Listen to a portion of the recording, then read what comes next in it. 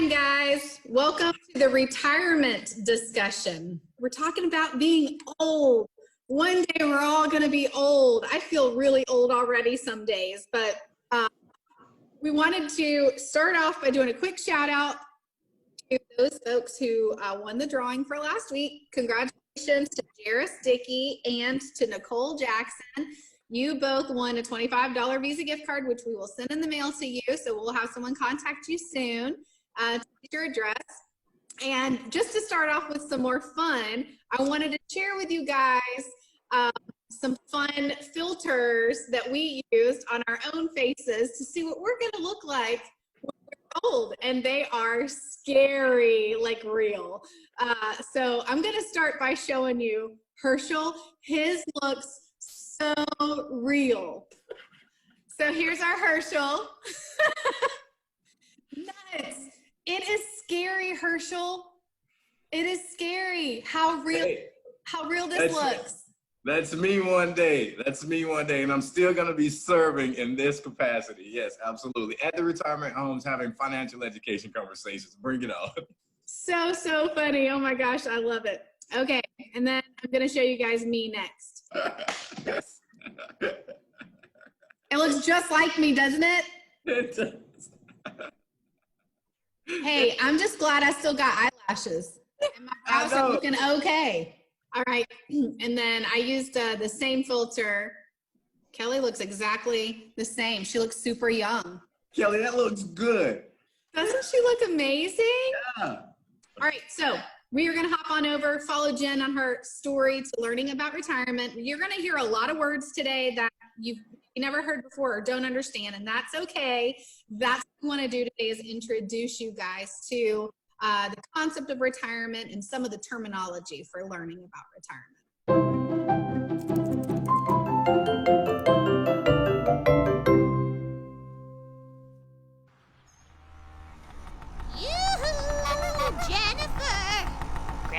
How do you like my new wheels? They look Dope?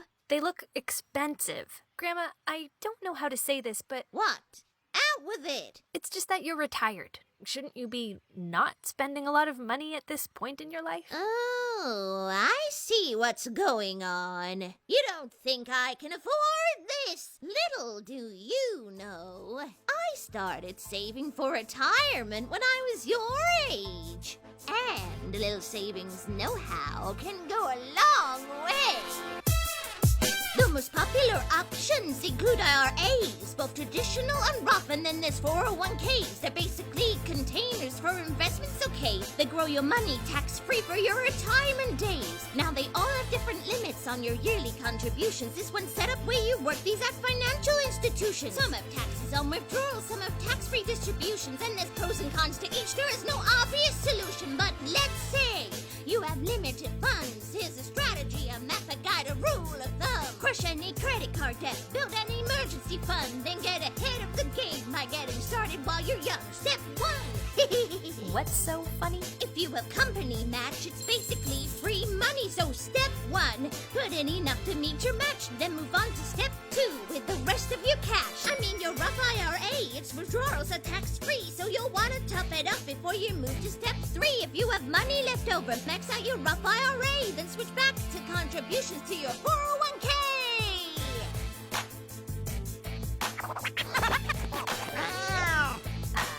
Okay, I get it, but we are talking about my retirement here. And Grandma, that's like decades away. And as for contributions to my Roth IRA or my 401k, I've got bills to pay, my student loan and other stuff that's more important today. Can't I just do it later? Oh, you silly millennial. Did you want to still be working when you reach your centennial? Nope. Then you gotta attack it, financially back it, and track it. In fact, it affects your tax bracket. The accounts that you use will give you freedom to choose when you want to peace out homies on a tropical cruise instead of singing the blues when you're 72 and still stuck in a rut and working paying your dues. But if instead you'd rather be like me, you'd better take my advice because I'm the OG. That stands for Original Granny, sweetheart. Grandma out!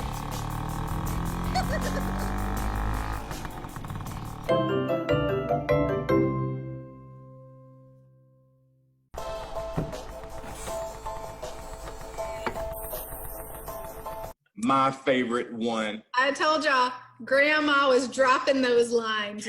She was. Love it, love it, love it. Okay, so saving for retirement.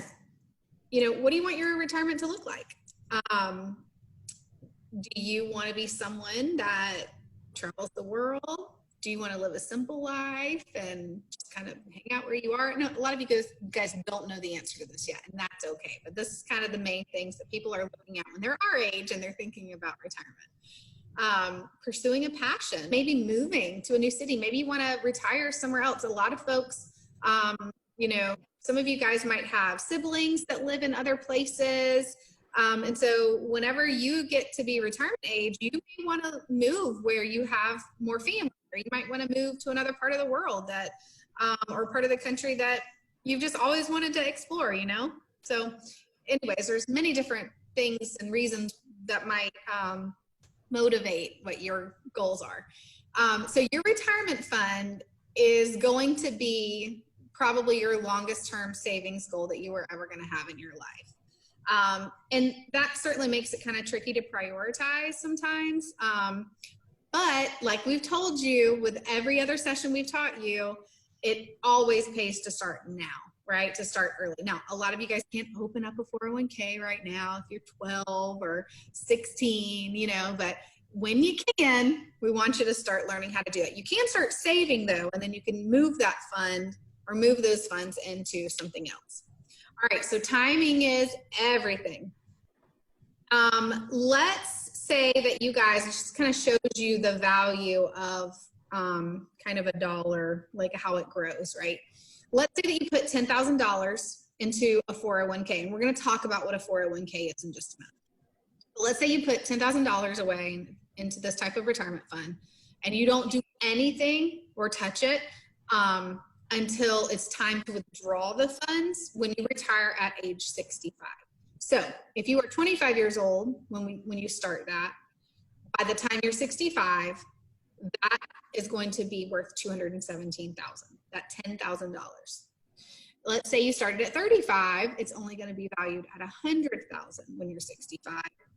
And if you wait until you're 45, it's only going to be valued at 68. So you can kind of see, right, the value of starting earlier, right? So the same $10,000 investment can certainly be worth a lot more when it has more time to grow and compound and get more interest. So retirement savings accounts are basically, they kind of act like a container that holds various types of investments that can grow tax-free. There are 3 really popular options. These aren't the only retirement options, but these are certainly the 3 most popular options that people usually take advantage of. And they are traditional IRAs, Roth IRAs, and 401ks. I'm going to talk a little bit about, you know, the difference with those. And in the Grandma's Rap song, she mentions the 2 on the left here, so the first one and the one in the middle are retirement accounts you would set up through a financial institution. The one on the right, the 401k, is one that you would set up through an employer, okay? So without confusing you and talking about things that don't necessarily matter about your age, there are some major differences between them, and they're pretty simple, okay? A traditional IRA and a Roth IRA, both you are allowed to contribute up to $6,000 in a year, okay? And then you can withdraw after the age of 59 and a half, okay? 401ks, you can contribute up to $19,000 per year, and same withdrawal age, okay? Here's a couple of other differences here, and it's all about taxes, when taxes are paid. So with the traditional, contributions are pre-taxed and can be deducted from your income tax return. Withdrawals are taxed as ordinary income. With a Roth IRA, your contributions are made with after-tax dollars and cannot be deducted from your income tax return, but these withdrawals are tax-free. So it's kind of like you're basically paying the taxes early or paying the taxes on the back end. And then we will encourage you to speak with a financial advisor as you get older to figure out which one is good for you. Because I know when I was coming into the grown-up world, I had the 401k, but then I was like, I'm so confused. I understand what you're telling me as far as the differences are, but how do I know which one is best for me? And there really is no black or white answer for anybody. You have to decide and make a decision that you feel like is best for you. And we really encourage you to talk to, family members that have experience here, but also with a financial with a financial expert on the subject, so that planner can really help you look at the differences between the both and pick one that you think works for you. 401ks are the easiest way to really start saving funds. It's the best way to start. And in this case, contributions are pre-tax and they do not count towards your taxable income for the year. And your withdrawals are taxed as ordinary income. But 401ks are usually the easiest way to go because it's set up through your employer, so you can just do payroll deduction right out of your paycheck, and it goes into a savings account and starts drawing interest for you. Continuing on, traditional IRAs offer a wide range of investments, but their required minimum distributions mean that you have to start withdrawing funds at a certain stage. With the Roth, unlike the traditional, Roth IRAs have the tax-free distributions, but they don't have the required minimum distributions. However, they will not give tax breaks on your contribution amounts. And then with the 401k, your employer, usually most employers offer a 401k. And what's super cool about these is that they usually offer some sort of match. Not all of them do, but that's something to keep in mind when you're going out there and getting into the workforce. Like when you get your college degree or when you graduate from high school and you start figuring out who you want to work for, ask them, do you offer 401ks and do you offer a match program? Because that can be a great employee benefit for you, because like Grandma was saying in the rap song, it's free money, guys. It is free money. However, 401k plans are sometimes associated with limited investment opportunities, meaning you don't have as much control over what sort of stocks or things like that those funds can be invested in. So you're a little bit limited on that because it's really kind of more of a cookie cutter type thing. But every plan is different. So some of them might allow some different options that you can have. And then sometimes they also do come with a little bit higher fees because there are operating expenses for that employer to use that company as your 401k provider. So it is recommended in the to start up, where I get started is at least start with a 401k with your employer, and then contribute enough to meet a match that they might offer. So here's an example.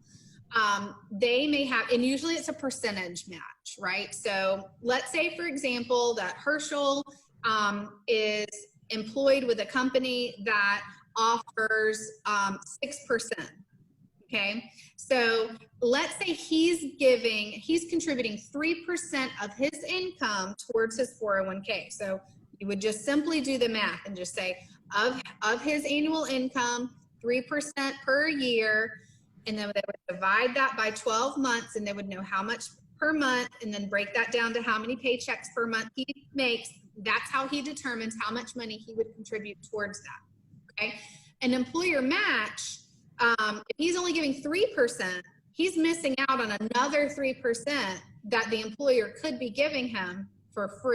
So when they say contribute enough to meet your match, that means find out what your employer match is and give at least that, because that's full free money, right? So that means a dollar for dollar match up to that amount.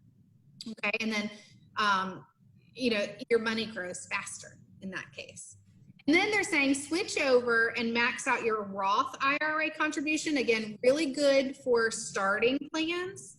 And then if you have money left over, go back and kind of add to your 401k plan. Okay, so you're kind of doing a little bit of both as you're learning what this means. And this is exactly what was recommended to me when I was learning about all of this stuff. The Roth IRA seemed to be the best match for me, but I was younger. I was younger in life, so it made more sense to me from a tax standpoint. And then let's talk about strategies for saving. In order for you to grow your money, you've got to create the right environment, right? And this goes hand in hand with everything that Kelly, Herschel, and I have been teaching you over the last 8 weeks now, okay? Is that how a lot of you guys, like you might have parents who, like, I challenge you to ask them, like, Mom, Dad, do you guys have do you have a retirement account? And, talk to them a little bit about it, because it's really, really hard to accomplish a financial goal when you don't have extra income, right? So one of the things that the very first step, and we've already taught you guys about this in our budgeting discussion and in our debt management one, eliminate as much high interest debt as you possibly can, right? And when we say high interest debt, what are we talking about, Herschel? When we're talking about high interest debt, what does that usually look like? Credit cards with, insane interest rates. We're talking about lenders that you've taken loans with that have extraordinary interest rates that just you're paying more toward interest than your principal balance for reduction. Those are the debts that we're acknowledging today.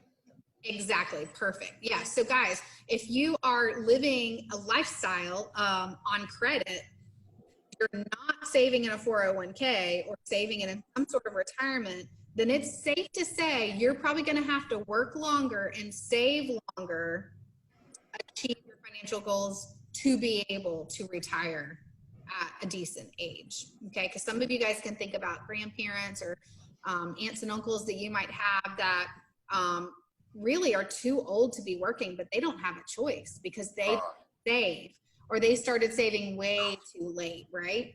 Yeah, it's heartbreaking, Kelly. It's heartbreaking. I see it often. Even at your local Walmarts and your grocery stores, look at your bag boys, look at your shelf, the people to fulfill all the items on the shelves. These are people that we see every day, but just at times fail to plan accordingly. So I reiterate again, Kelly, and I emphasize on the statement that you've made a couple of times throughout this session in this presentation. Don't start today. Don't start today. We need to talk about have started weeks, months, and years ago. So again, it's right in front of us every day. That's right. Absolutely. Absolutely. And, going along with that is, this discussion of an emergency fund again. And the reason why the emergency fund is good is, like, how many times, Kelly and Herschel, have you guys heard scenarios of folks who are in a crisis later in life and they've depleted what they had in a retirement account? They had to pay taxes because they withdrew it early in fees to pay some other sort of crisis off that they had, and they're starting back over from zero. Scratch. Right? So the last thing we want you to have to worry about is an emergency that's going to make you feel desperate enough that you have to go do that. Okay? So building an emergency fund can help give you a cushion for in the event something happens that's unexpected. You've got funds set aside specifically for that, and you're not tapping into any retirement savings that you might have started.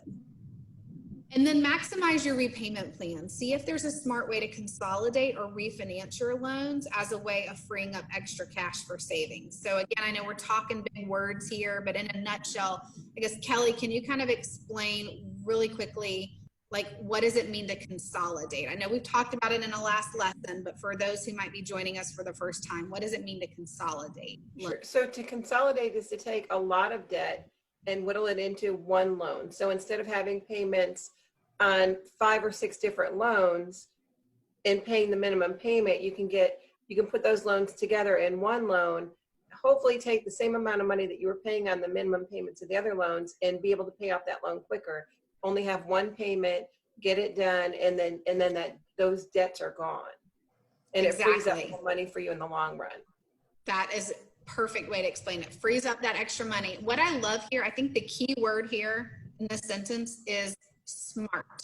See if there's a smart way, because consolidating is not always the best option for everyone, and it is not always the first solution that your credit union is going to recommend, because we also know that when we're paying off those other loans or those other lines of credit, like credit cards, like Herschel was talking about, then you might still keep those cards open, and then you might fall into the habit of continuing to borrow from them, right?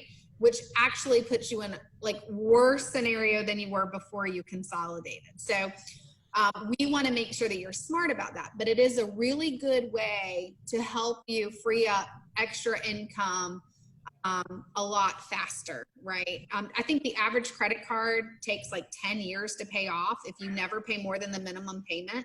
Guys, 10 years for a credit card, that is a really long time when you think about the fact that a mortgage, you know, on average mortgage would be 15 to 30 years. Like for a house that you get to keep when you're done paying it off, what do you have to show for That credit card. Credit card. Yeah, Right. Kelly, Yeah. Kelly, really quick. That was the best way that I think anybody has ever provided an example as to the associated emphasis that you put on that home that you just mentioned, and you get to pay it off. 30-year mortgage compared to a 10-year credit card that you're just going to have an open line if they don't close it out with the time that you're taking to pay it. Thank you for sharing. I'm going to use that in my future workshops. Yeah, thanks. Well, but it's true. I mean, think about it. It's just, it sounds like common sense, right? Like when you think about it and you start talking about it, but then like when you're in the middle of about to make that purchase, or when you're feeling entitled, or you're feeling like you just, you know, I deserve this thing, that you don't stop sometimes and really think about the future and think about, okay, if I didn't go to Starbucks or any other coffee place or any other fast food restaurant and cut back on my spending, that's that much more I could be contributing to my retirement. And then I could go find a calculator out there that I could calculate what would 6% be on an additional $3,000 saved per year, multiply that by 4 decades. Like a lot of money, guys. That's a lot. I'm going to show y'all where you can, well, I don't know if we'll have time today, but you can definitely go find calculators out there where you can figure out what compounding interest would be. And then of course, guys, which we say this every lesson, start today. Now, some of you guys are like, Miss Kelly, I am 14 years old. Or I am 8 years old. I cannot start a 401k or an IRA. I don't even know what an IRA stands for. Like, what are you talking about, crazy lady? So, but you can start putting money aside now. My son has a savings account, and I'm hoping that he'll put money away, and then when it's time for him to start being able to contribute, that he will be able to you know, get started. So I want to show you guys real quick. We have a really cool calculator on our website. And I can say, if I want to save $1,200,000, how many zeros is that? We good? Yes. Yes. And I have 20 years to save it. Well, let's say I have 25 years to save it. And I currently have 25,000 in it. I'm just kind of giving you an example.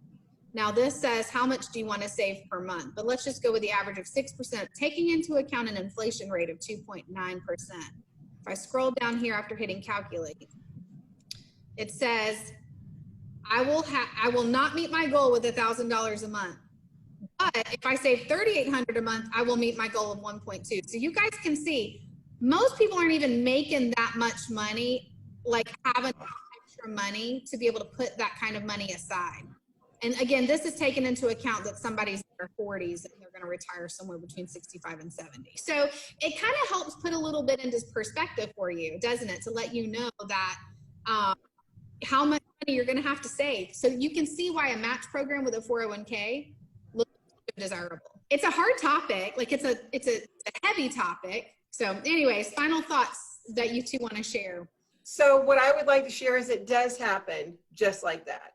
It's, you know, at one minute you're 18 and it's not even something that you think about. And then all of a sudden you're 52 and it's on your mind a lot.